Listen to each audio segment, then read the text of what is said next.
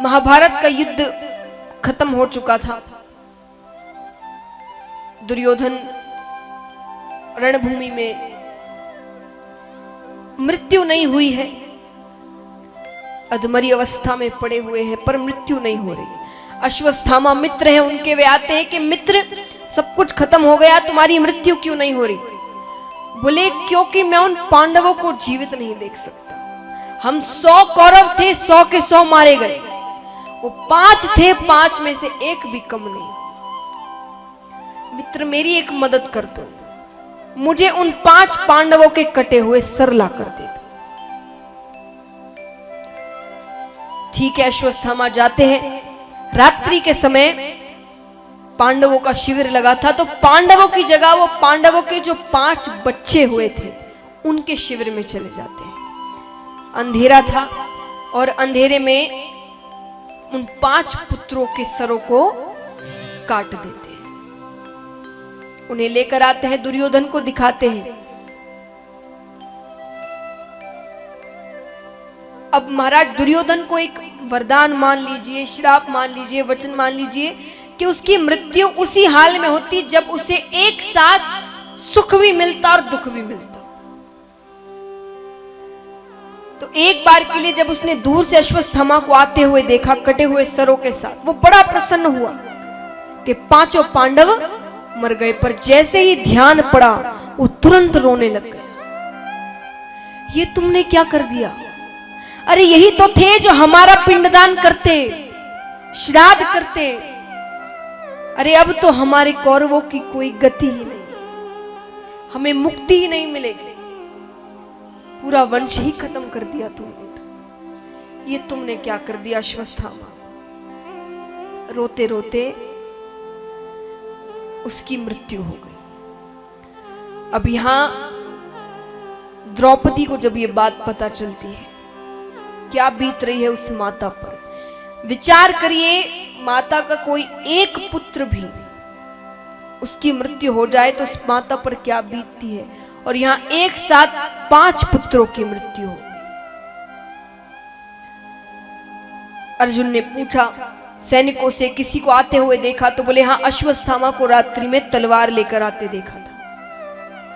अश्वत्थामा को लाया जाता है द्रौपदी के सामने, मारने ही वाले हैं कि द्रौपदी ने कहा कि रुक जाओ, इसे मारने से मेरे पुत्र वापस नहीं आए, ये भी किसी का पुत्र है।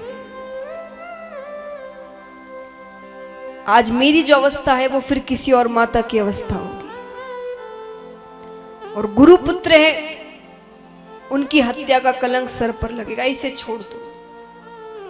छोड़ देते हैं पर अपमानित कर देते हैं, केश काट दिए जाते हैं, सर पर उनके एक मणि लगी थी, उस मणि को निकाल लिया जाता है। और ऐसे भी अश्वत्थामा को नहीं मार सकते थे, वे अमर हैं।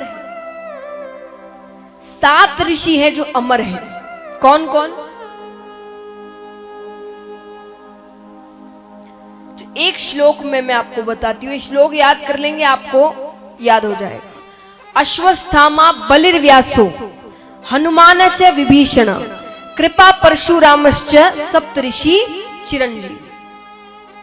तो कौन कौन हुए? अश्वत्थामा, बलिर्व्यासो राजा बलि और वेदव्यास जी महाराज। तो अश्वत्थामा, बलिर्व्यासो, हनुमान च विभीषण, हनुमान जी और विभीषण जी, 5 हुए। तो अश्वत्थामा, बलिर्व्यासो, हनुमान च विभीषण कृपा परशुरामश्च, कृपाचार्य जी और परशुराम जी, सप्तऋषि चिरंजीव। ये 7 ऋषि है जो अमर है। तो अश्वत्थामा को ऐसे भी नहीं मार सकते थे, वे अमर है। पर मृत्यु के घाव से ज्यादा बड़ा घाव अपमान का होता है। किसी को मार दो चलेगा, उसे अपमानित मत करो। अपमान का घाव बहुत बड़ा होता है। एक बार के लिए तो अश्वत्थामा चले जाते हैं। अब यहां पर ठाकुर जी पांडवों को उनका राज्य वगैरह सब संभलाकर जाने लगते हैं। तो उत्तरा पांडवों की बहू, उनके गर्भ में पांडवों का आखिरी अंश पल रहा था और उसी गर्भ पर अश्वत्थामा ने ब्रह्मास्त्र चला दिया।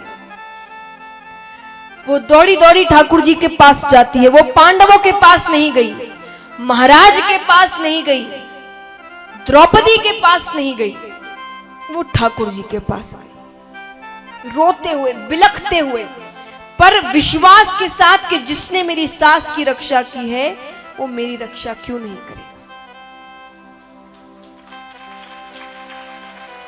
और जैसे मैंने कहा, ठाकुर जी की कमजोरी है, वो भक्त को रोते हुए नहीं देख सकते। और पहली बार जितने अवतार मैंने आपको बताए ना, ठाकुर जी ने किसी में भी जन्म नहीं लिया है, उन्होंने अवतार ग्रहण किया, वो प्रकट हुए, गर्भ में नहीं गए। पहली बार भक्त के लिए, भक्त का रोना देखकर वो उत्तरा के गर्भ के अंदर जाते हैं, गर्भ के अंदर एक सुरक्षा चक्र बनवाते हैं। छोटे से राजा परीक्षित गर्भ के अंदर बैठे हैं, भगवान के दर्शन करते हैं, ब्रह्मास्त्र चलता है, विफल हो जाता है, भगवान बाहर निकल आते हैं। माता अनुसुईया, एक समय में उनके सतीत्व का डंका बज रहा था, तो जब देवियों को नारद जी ये बात बताते हैं, देवियां कौन? 3 देवियां। कौन है 3 देवियां? जोर से कहिए। पार्वती जी, लक्ष्मी जी, ब्रह्माणी जी। Very good. 3 देव, उनकी 3 देवियां। उन्हें नारद जी जाकर बताते हैं, उन्होंने कहा अच्छी बात है, पर हमसे भी ज्यादा पतिव्रता नारी है। नारद जी ने कहा अभी तो आपसे भी ज्यादा। तीनों देव घर आते हैं, तीनों देवियां कहती है जाइए और माता अनुसुईया का सतीत्व भंग कर कर आई। तीनों देव निकलते हैं, साधु का वेश बनाते हैं, माता के द्वार पर जाकर आवाज लगाते हैं भिक्षाम नहीं। माता फल इत्यादि लेकर आती है, तो ठाकुर जी ने कहा नहीं, हमें ये नहीं चाहिए, हमें भोजन करना है। माता ने कहा जरूर आइए अंदर। बोले नहीं, आप वचन दीजिए, हम जैसे कहेंगे आप वैसे ही भोजन कराएंगे हमें। माता ने कहा लगता है मेवा मिष्ठान इत्यादि ठीक है, मैं वचन देती हूँ, आप जैसा कहेंगे मैं वैसे ही भोजन कराऊंगी। अंदर बैठते हैं, बताइए आपको कैसे भोजन करना है। ठाकुर जी ने कहा जिस अवस्था में आप अपनी माता की गर्भ से निकली थी, हमें उसी अवस्था में भोजन करवाइए, यानी नग्न अवस्था में। ये सुनते ही माता की आंखों में क्रोध उतर आया। माता ने कहा आप जानते हैं कि मैं एक पतिव्रता नारी हूं, आपको मेरे श्राप से डर नहीं लगता? ठाकुर जी ने कहा आपने वचन दे दिया, पूरा करना नहीं करना आपके ऊपर है, और वचन अगर पूरा कर दो तब श्राप देना है या क्षमा कर देना है, यह आपकी दया पर निर्भर करता है। माता समझ गई ये कोई साधारण साधु नहीं है। माता ने कहा बैठिए, मैं तैयारी करती हूं। अंदर से जल लेकर आती है, हाथ में जल लेकर ठाकुर जी से प्रार्थना करती है कि अगर मैंने सच्चे मन से अपने पति की सेवा की है, पतिव्रता धर्म का पालन किया है, तो ये पानी छिड़कते ही ये तीनों साधु 6-6 महीने के बालक बन जाए। बोलिए सती माता अनुसुईया जी की। अब पानी छिड़कते ही तीनों साधु 6-6 महीने के बालक बन जाते हैं। अब बालकों का भोजन क्या है? दूध। जैसा ठाकुर जी ने कहा था उसी अवस्था में कमरे में ले जाकर तीनों को दूध पान करवा देती है। और यहाँ बहुत देर तक जब देव नहीं आते तो तीनों देवियां नीचे आती है, प्रार्थना करती है। माता ने कहा ले जाइए। छोटे छोटे पालने में झूल रहे हैं तीनों। माता ने कहा हम क्षमा मांगती हैं आपसे, जैसे हमारे देव थे हमें वैसे ही वापस करिए। फिर से जल छिड़कती है, तीनों देव बच्चे से वापस साधु बन जाते हैं। अब परमाता ने कहा कि मेरा मन नहीं भरा आपको खिलाकर। ठाकुर जी ने कहा हमारा मन भी नहीं भरा। तब तीनों के अंश से माता अनुसुईया को 3 पुत्र होते हैं। ब्रह्मा जी के अंश से चंद्रमा, महादेव जी के अंश से दुर्वासा ऋषि और ठाकुर जी के अंश से दत्तात्रेय भगवान।